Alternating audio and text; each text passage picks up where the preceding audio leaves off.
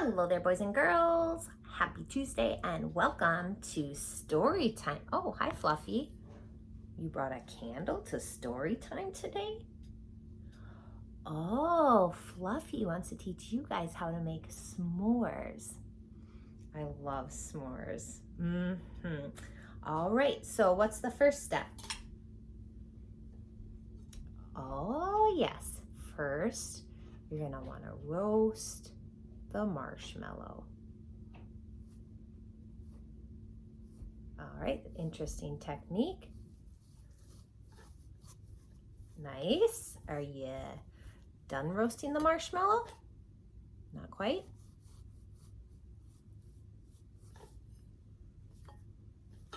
Okie dokie. Is that good? Okay.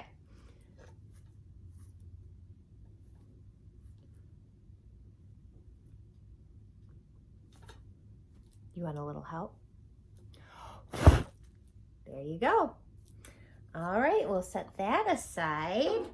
And then what next, Fluffy? Graham cracker, yeah. And chocolate, very good. And your marshmallow, of course. So then what you guys are gonna wanna do is you're gonna wanna put a square of chocolate on the graham cracker and then take the marshmallow off of your roasting stick or fork, and you're going to kind of create a Fluffy,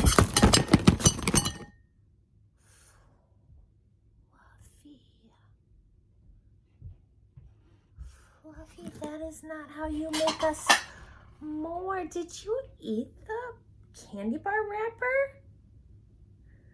Oh, Fluffy.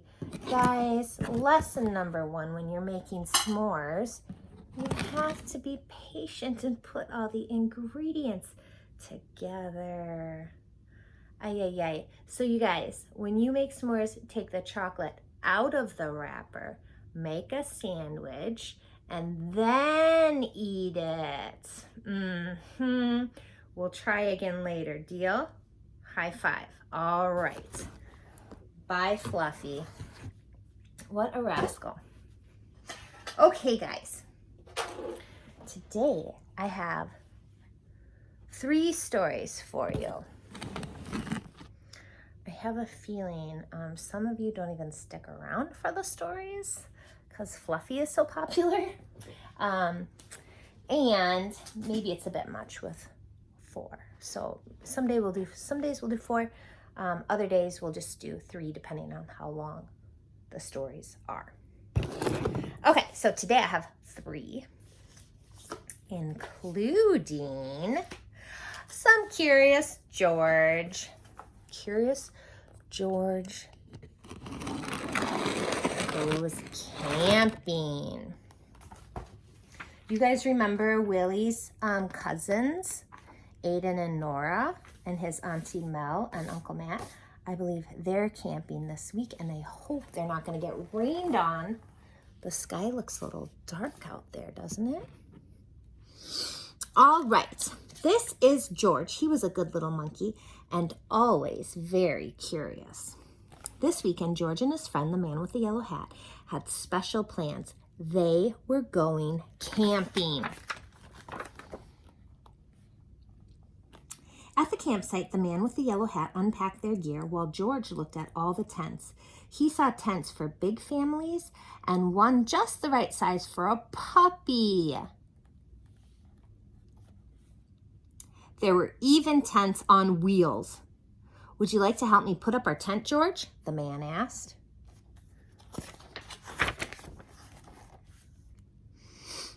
George was happy to help.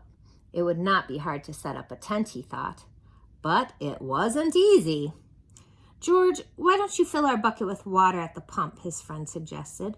We'll need it by our campfire later when we roast marshmallows. Hey, just like Fluffy just roasted a marshmallow. I did not even do that on purpose. Yum, marshmallows. George loved marshmallows. He couldn't wait to try them roasted. Now don't wander off and get into trouble, the man warned, but George did not hear him. He was already gone. At the pump, George worked the handle up and down. Soon his bucket was full. On the way back down the trail, he saw a family packing up. George watched a girl pour her bucket of water on a campfire.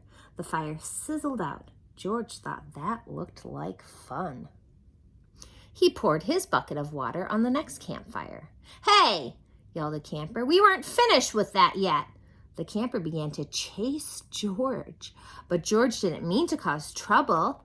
Now he only wanted to hide. He ran into the forest as fast as he could, but the camper's footsteps followed close behind.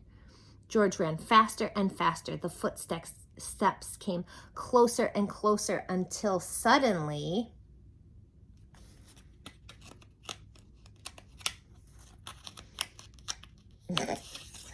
See if I can get the page. Guys, there we go. Skipped a page. Hang on, we got a sticky page. Okay, suddenly the footsteps were passing George. Why, it was not the camper chasing George now. It was a deer. What fun to run with a deer. Forgetting all about the camper and the marshmallows, George ran after the deer. But a little monkey cannot run as fast as a deer in the woods. Before long, George was lost and all alone. He felt tired and stopped to rest. At first he was worried. He was very far from camp. But there were lots of other animals to keep him company. He saw a lizard sunning on a rock and a squirrel chattering in a tree. Then he saw the tail of a black and white kitty peeking out from under a bush. He was curious. Would that little kitty like to play? George gently pulled the kitty out.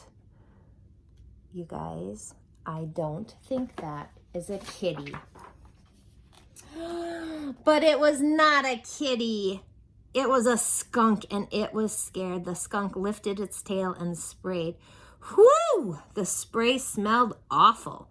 The animals tried to get away. George wanted to get away too, but he could not. The smell was all over him. How would he ever get rid of this awful smell, he wondered. Too bad he could not take a bath in the woods.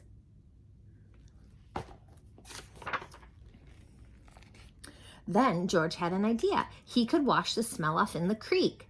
George jumped into the cold water. He splashed and scrubbed, but he was still smelly. And now he was all wet too. But what could he do? George thought and thought. If he climbed up a tree to dry off, would the smell blow away? Nope. Even dry and high up in the tree, George did not smell better. Poor George. He wished he hadn't wandered so far from camp. He wished he were roasting marshmallows with his friend. Suddenly, George heard footsteps heading toward him. Someone was coming. It was the forest animals, but they ran right by him. They had seen something scary, and George saw it too. It was a fire. George had gotten into trouble for putting out one fire, but this fire wasn't in the campground. This was an emergency. Quickly, George climbed down the tree and grabbed his bucket. He scooped it full of water in the creek. Then, being careful not to spill, he climbed back up and swung from branch to branch through the trees. When George got close enough to the fire, he reached down and poured the water on the flames. Out went the fire with a big hiss. Then George's friend rushed out of the forest with a ranger. "George," he called, "I was afraid you would be here." "It's a good thing you were here, George," the ranger said. "We saw smoke from the campground, but you put this fire out just in time." George was glad to help. And the man with the yellow hat was glad to see that George was safe. But he had a funny look on his face. "George, what's that smell?"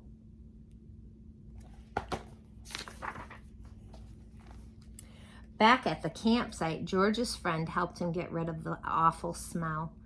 After a strange bath in tomato juice, George smelled fine. Then the man with the yellow hat invited the ranger to cook dinner with them over their own small campfire. "Fires can be nice if you're careful," said the ranger. There Here they are, roasted marshmallows. George agreed.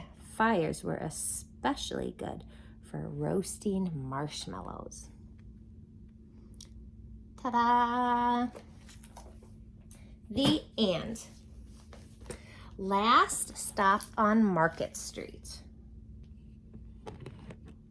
by Matt de la Pena. Pictures by Christian Robinson.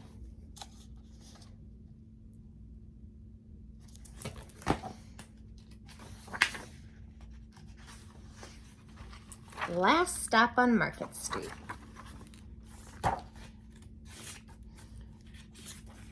Look at that busy street. CJ pushed through the church doors, skipped down the steps. The outside air smelled like freedom, but it also smelled like rain, which freckled CJ's shirt and dripped down his nose.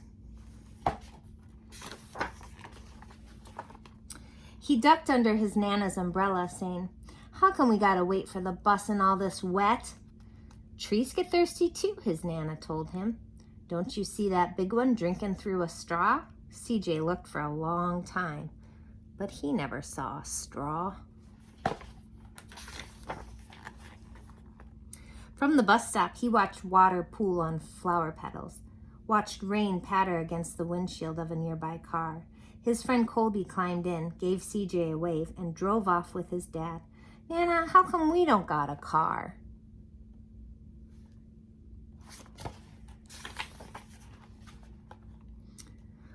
"Boy, what do we need a car for? We got a bus that breathes fire and old Mr. Dennis, who always has a trick for you."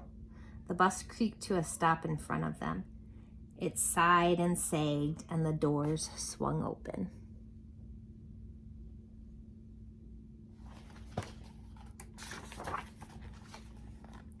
"What's that I see?" Mr. Dennis asked. He pulled a coin from behind CJ's ear and placed it in his palm. Nana laughed her deep laugh and pushed CJ along. They sat right up front. The man across the way was tuning a guitar. An old woman with curlers had butterflies in a jar.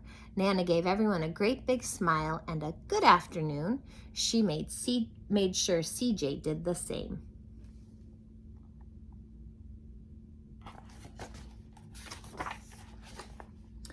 The bus lurched forward and stopped, lurched forward and stopped.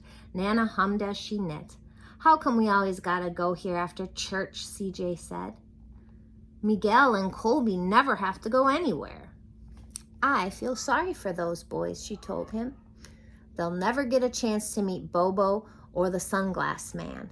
And I hear Trixie got herself a brand new hat." CJ stared out the window, feeling sorry for himself.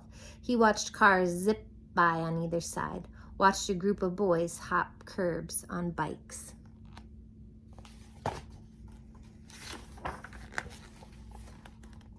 A man climbed aboard with a spotted dog. CJ gave up his seat. "How come that man can't see?"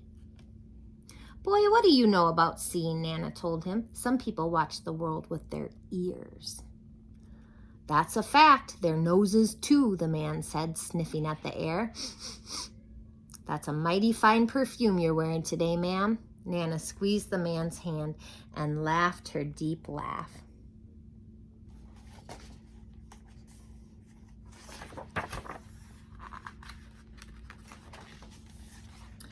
Two older boys got on next. CJ watched as they moved on by and stood in back.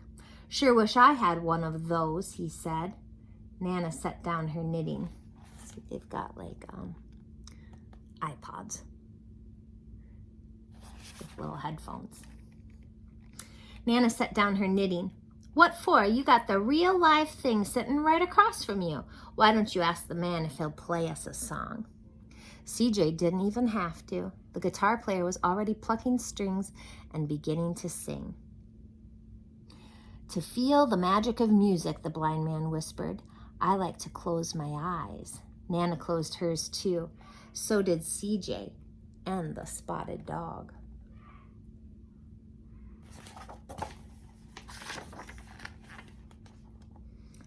And in the darkness, the rhythm lifted CJ out of the bus, out of the busy city. He saw sunset colors swirling over crashing waves, saw a family of hawks slicing through the sky, saw the old woman's butterflies dancing free in the light of the moon. CJ's chest grew full and he was lost in the sound, and the sound gave him the feeling of magic. The song ended and CJ opened his eyes. Everyone on the bus clapped, even the boys in the back. Nana glanced at the coin in CJ's palm. CJ dropped it in the man's hat. "Last stop on Market Street," Mr. Dennis called.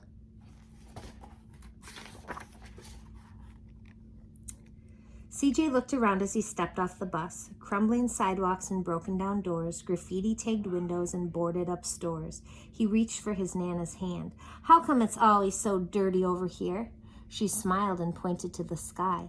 "Sometimes when you're surrounded by dirt, CJ, you're a better witness for what's beautiful."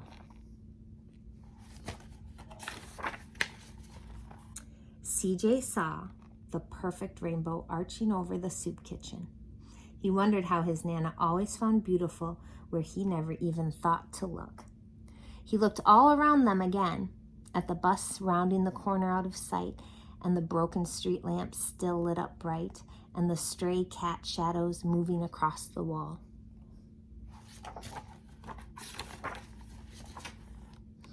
When he spotted their familiar faces in the window, he said, "I'm glad we came."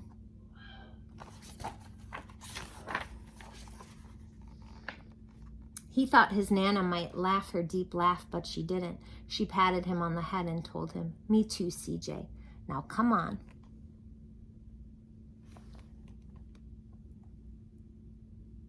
Here they are, cooking. The end. All right, one last book. Let me pull up my Kindle. So we read Mr. Noisy and Mr. Quiet, and now today we're going to read Little Miss Sunshine.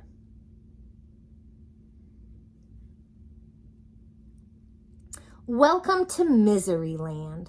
We say welcome, but there really isn't very much to welcome you about it. It's the most miserable place in the world. Miseryland worms look like this. And when the birds wake up in the morning in Miseryland, they don't start singing, they start crying. Oh, it really is an awful place. And the king of Miseryland is even worse. He sits on his throne all day long with tears streaming down his face. "Oh, I'm so unhappy," he keeps sobbing over and over and over again. "Dear, oh dear, oh dear." Little Miss Sunshine had been on holiday. That means vacation, you guys. She'd had a lovely time and now she was driving home. She was whistling happily to herself as she drove along when, out of the corner of her eye, she saw a signpost. "To Miseryland." Miseryland, she thought to herself. I've never heard of that before. And she turned off down the road. She came to a sign which read, "You are now entering Miseryland," and underneath it said, "Smiling, laughing, chuckling, giggling, forbidden." That means not allowed. By order of the king. Oh dear, thought Little Miss Sunshine as she drove along. She came to a castle with a huge door. A soldier stopped her. "What do you want?" he asked gloomily. "I want to see the king," smiled Little Miss Sunshine. "You're under arrest," said the soldier. "But why?" asked Little Miss Sunshine. "For a most serious crime," replied the soldier. "Most serious indeed." The soldier marched Little Miss Sunshine through the huge door and across the courtyard and through another huge door and up an enormous staircase and along a long corridor and through another huge door and into a gigantic room. And at the end of the gigantic room sat the king, crying his eyes out. Your Majesty, said the soldier, bowing low, I have arrested this person for a most serious crime. The king stopped crying. She smiled at me, said the soldier. There was a shocked silence. She did what?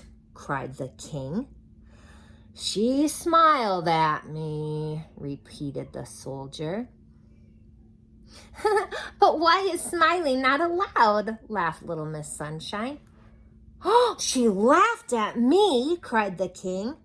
Why not? She chuckled. Oh, she chuckled, cried the king. Little Miss Sunshine giggled. She giggled, went on the king, and he burst into tears again. But why are these things not allowed? Asked little Miss Sunshine.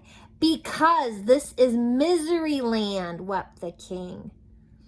And they've never been allowed, he sobbed.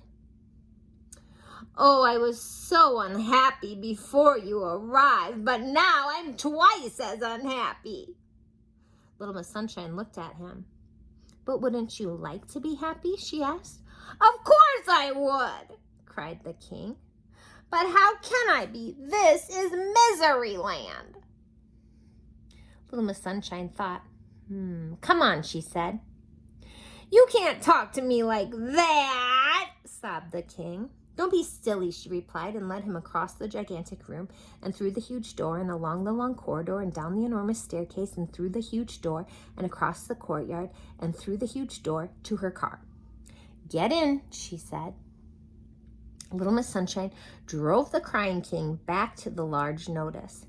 Dry your eyes, she said, and handed him a large handkerchief from her handbag. And then from her handbag, she produced a large pen. 5 minutes later, she'd finished. Instead of saying, you are now entering Misery Land, smiling, laughing, chuckling, giggling, forbidden by order of the king, do you know what it said now? You are now entering Laughter Land, smiling, laughing, chuckling, giggling, permitted by order of the king. That means allowed. There, said little Miss Sunshine, now you can be happy. But I don't know how to be happy, sniffed the king. I've never tried it. Nonsense, said little Miss Sunshine. It's really very easy. She smiled. The king tried to smile. Not bad, she laughed. The king tried to laugh. Getting better, she chuckled. The king tried to chuckle. You've got it, she giggled. The king looked at her. So I have, he giggled. I'm the king of Laughter Land. As little Miss Sunshine arrived home, there was Mr. Happy out for an evening stroll. Hello, he grinned. Where have you been? Misery Land, she replied. Misery Land, he said. I didn't know there was such a place.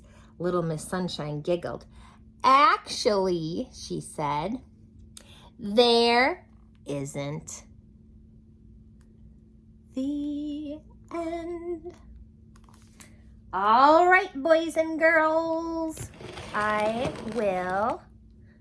have to clean up the s'mores mess, and then I will see you, or you will see me, tomorrow. Mwah, mwah.